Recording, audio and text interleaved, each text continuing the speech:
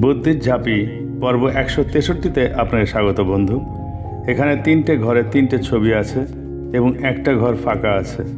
1, 2, 3 পরপর 3টে ছবি থেকে একটা করে অক্ষর নিয়ে একটা অর্থপূর্ণ শব্দ বানাতে হবে, যেটা বসবে চতুর্থ ঘরটায়, যা আপনি নিশ্চয় পারবেন।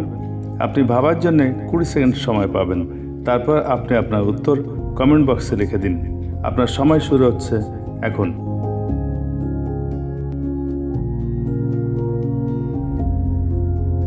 এইরকম আরও ধাঁধা পেতে আমার ফেসবুক পেজটা ফলো দিয়ে রাখুন এবং আইবি ক্রিয়েশনস ইউটিউব চ্যানেলটা সাবস্ক্রাইব করে রাখুন। এই পর্বের সঠিক উত্তর আগামী পর্বে জানিয়ে দেওয়া হবে।